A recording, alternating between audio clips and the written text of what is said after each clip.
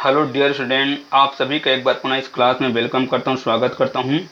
और आज इस क्लास में पढ़ने वाले हैं 12th क्लास का चैप्टर फर्स्ट सॉलिड स्टेट से रिलेटेड कुछ न्यूमेरिकल क्वेश्चन जिनको बहुत सारे कॉम्पिटिटिव एग्जाम में पूछा गया है।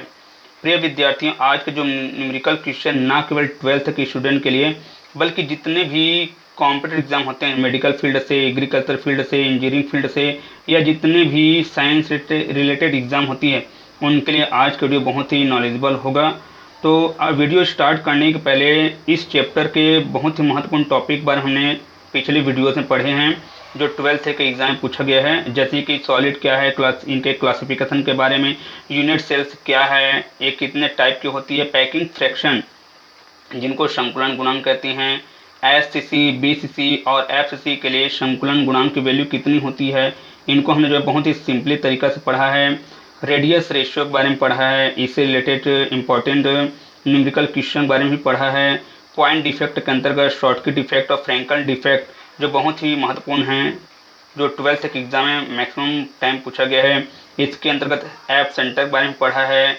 और आयनिक जो सॉलिड के जो स्ट्रक्चर है, जैसे कि रॉक साल्ट है, सीजियम क्लोराइड का है, जिंक सल्फाइड और कैल्शियम फ्लोराइड के स्ट्रक्चर के बारे में भी बहुत सिंपली तरीका से पढ़ा है।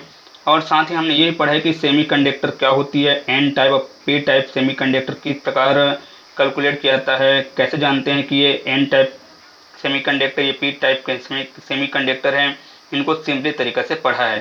साथ ही आज के वीडियो स्टार्ट करने के पहले हमने जो है इस चैप्टर से रिलेटेड बहुत ही न्यूमेरिकल क्वेश्चन पढ़े हैं जिनको कॉम्पिटिटिव एग्जाम में पूछा गया, जैसे कि फार्मूला ऑफ द कंपाउंड कि फार्मूला ऑफ द कंपाउंड कैसे निकाला जाता है यूनिट सेल में, उनके बारे में पढ़े हैं। तो चलिए आज के वीडियो स्टार्ट करते हैं। और आज का वीडियो उन सभी विद्यार्थियों के लिए नॉलेजेबल होगा जो कॉम्पिटिशन एग्जाम का तैयारी कर रहे हैं। अब मैं बहुत सिंपल तरीके से आज इस क्लास में बताने वाला हूँ कि कैसे जो है कुछ न्यूमेरिकल क्वेश्चन को आसानी से बनाया जा सकता है। तो आज का वीडियो का पहला जो क्वेश्चन है वो है बीसीसी, जिसको बॉडी सेंटर्ड क्यूबिक सेल कहती हैं। इकाई सेल में रिक्त स्थान होता है। ये क्वेश्चन है, हमको पूछा गया है, ये जो आपको दिखाई दे रहा होगा AIPMT में 2015 में पूछा गया है। तो हमको आज का जो पहला क्वेश्चन है वो है बॉडी सेंटर्ड क्यूबिक सेल, जिसको बीसीसी कहते हैं, इकाई सेल में रिक्त स्थान होता है। और इनका 4 ऑप्शन दिया है, 26%, 48%, 23% और 32%। इनमें से एक ऑप्शन क्या है, करेक्ट है। तो इसको हल करने के लिए सबसे पहले आपको ये जानना होगा कि बॉडी सेंटर्ड क्यूबिक सेल क्या होती है।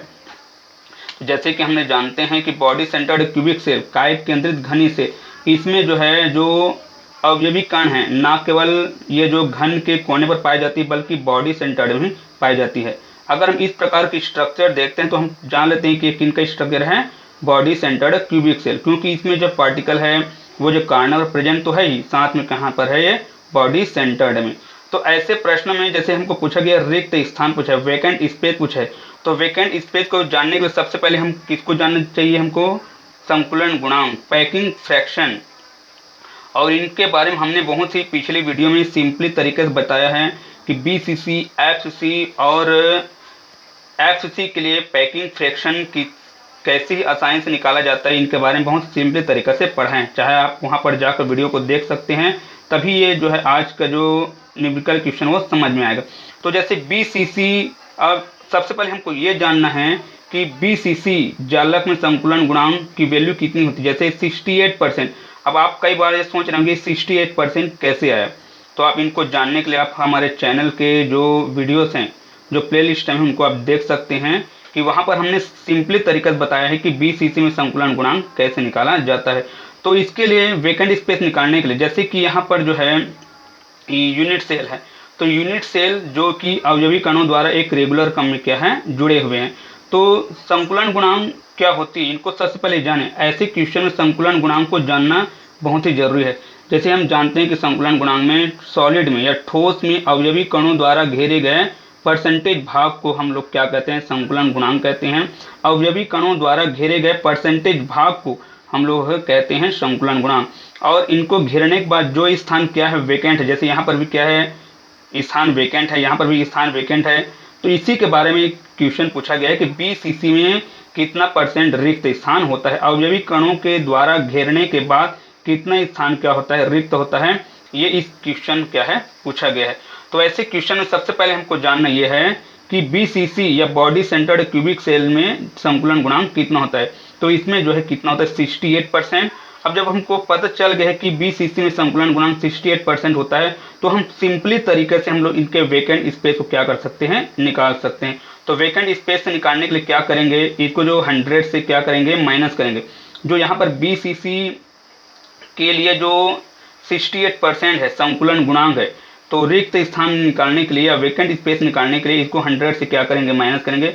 जब 100 से माइनस करते हैं तो हमारे पास जो वेकेंट स्पेस कितना हो जाता है 32%। ये 32% क्या है, बीसीसी में क्या है, वेकेंट स्पेस है। अब इतना स्थान क्या कहते हैं, ऑक्यूपाइड किया जाता है, इतना स्थान घेरा जाता है। अब जब भी कणों द्वारा बीसीसी में 68% घेरा जाता है और 32% क्या है, रिक्त स्थान है। तो यहाँ पर जो फोर्थ ऑप्शन हमारा क्या है, सही है। तो प्रिय विद्यार्थियों, हो सकता है ऐसा क्वेश्चन, ये तो हो गया बीसीसी के लिए, हो सकता है हमको जो है एससीसी के लिए पूछ दे, एफसीसी के लिए पूछ दे, तो वहां पर हमको क्या करना है, तैयार रहना है। तो इस ऐसे क्वेश्चन में आपको पता होना चाहिए कि जैसे कि सिंपल क्यूबिक सेल जिसको हम लोग एससीसी बोलते हैं, साधारण घनी सेल, इसमें संकुलन जो गुणांक है, संकुलन क्षमता कितना होता है 52.4% होता है। अब ये क्या है 52.4% क्या है कि सरल घनी सेल में अवयवी कणों द्वारा घेरा गया क्या है, स्थान है। तो अवयवी कणों द्वारा घेरा गया स्थान कितना है 52.4% है। तो इनका वेकेंट स्पेस को अगर हम जानना चाहें तो इनको 100 से क्या करते हैं, माइनस करते हैं। जब 100 से माइनस करते हैं तो हमको जो सरल घनी सेल में वेकेंट स्पेस पता चल जाता है। तो सरल घनी सेल में वेकेंट स्पेस हो जाता है 47.6%। अब ये जो है 47.6% क्या है, इनका जो है वेकेंट स्पेस है। इसी प्रकार अगर एफसीसी के लिए पूछे, एफसीसी मतलब होता है फेस सेंटर्ड क्यूबिक सेल, फलक केंद्रित घनी सेल। अगर इसके लिए पूछा जाए तो इसके लिए सबसे पहले ऐसे क्वेश्चन में संकुलन गुणांक पता होना चाहिए।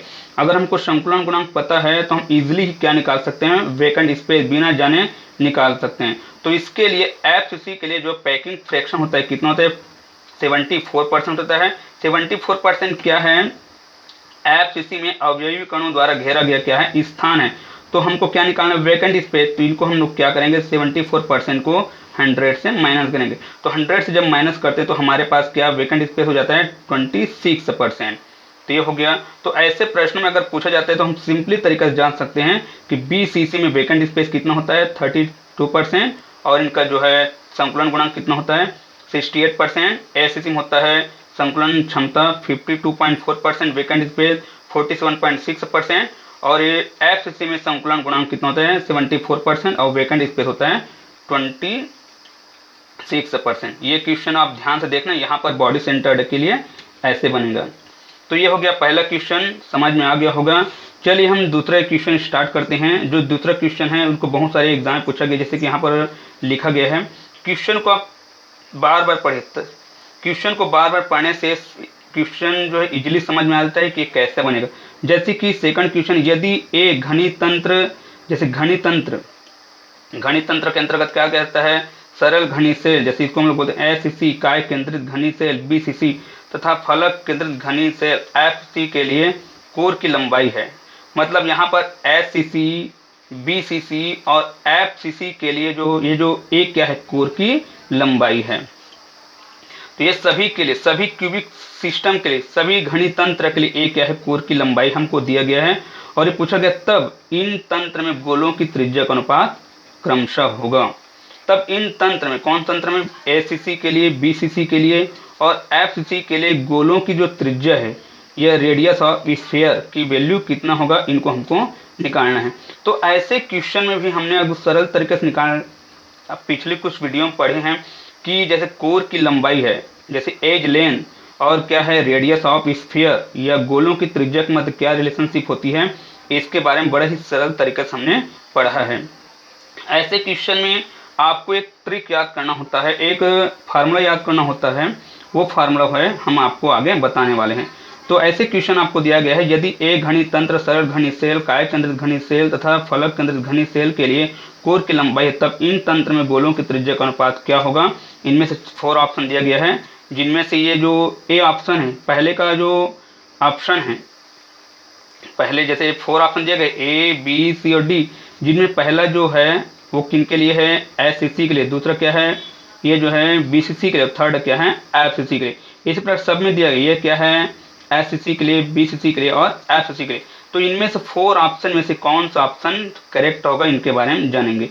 तो ऐसे क्वेश्चन को जानने के लिए सबसे पहले विद्यार्थियों आपको ये पता होना चाहिए कि सरल घनी सेल के लिए, जैसे कि सिंपल क्यूबिक शेल के लिए, सिंपल क्यूबिक शेल के लिए, बॉडी सेंटर्ड क्यूबिक शेल के लिए और फेस सेंटर्ड क्यूबिक शेल के लिए, ये जो एज लेंथ, ए मतलब एज लेंथ, एज लेंथ और जो है रेडियस ऑफ स्फीयर या गोलों की त्रिज्या के मध्य क्या रिलेशनशिप होती है, इनको जानेंगे।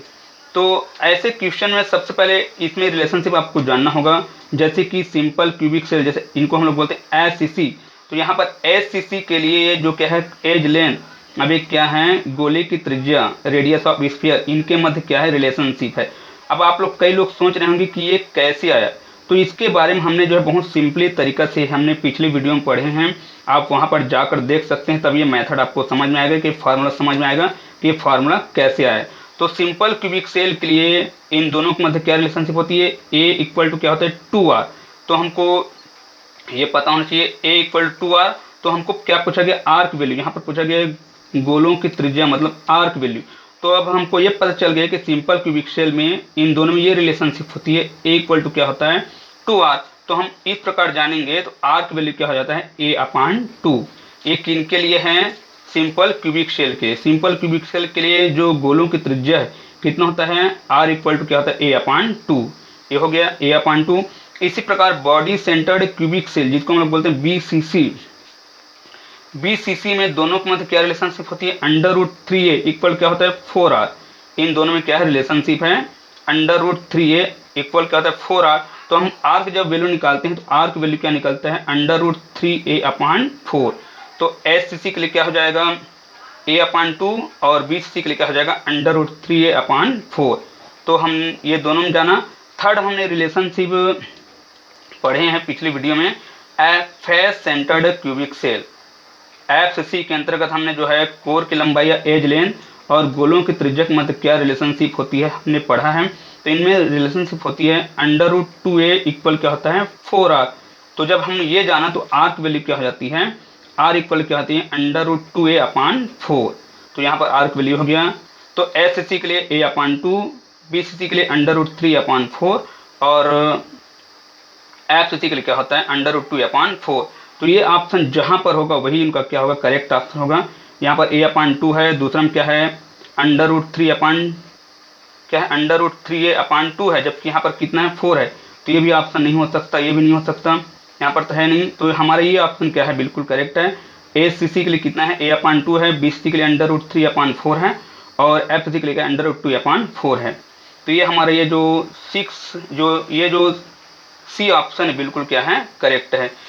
प्रिय विद्यार्थियों ये जो रिलेशनशिप है आपको जानना ही पड़ेगा, क्योंकि इससे रिलेटेड बहुत सारे न्यूमेरिकल क्वेश्चन अधिकतर पूछा गया है। आपको रिलेशनशिप जानना होगा कि बीसीसी क्या होता है, एससीसी क्या होता है। अगर हम ये रिलेशनशिप जान लेते हैं तो इजीली इससे पूछे जाने वाले न्यूमेरिकल क्वेश्चन को जान लेंगे।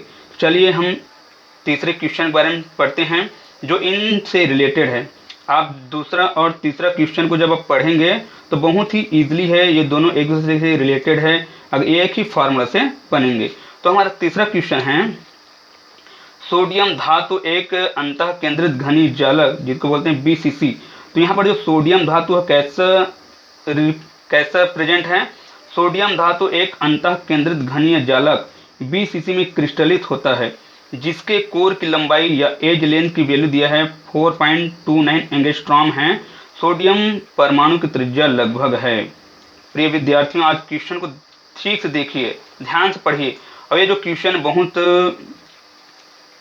मैनी टाइम एग्जाम पूछा गया है, आप देख रहे हैं यहाँ पर नीचे लिखा गया है कि यहाँ पर पूछा गया है कि सोडियम धातु जो एक प्रकार का बॉडी सेंटर्ड क्यूबिक शेल में क्या है क्रिस्टलित है और इनके लिए कोर की जो लंबाई है इसके लिए हमको दिया गया है, सोडियम धातु के लिए जो बीसीसी में जो कोर की लंबाई हमको दिया गया है 4.29 एंगस्ट्रॉम है। तो इनके लिए परमाणु त्रिज्या क्या होगी, सोडियम परमाणु की त्रिज्या लगभग क्या होगी।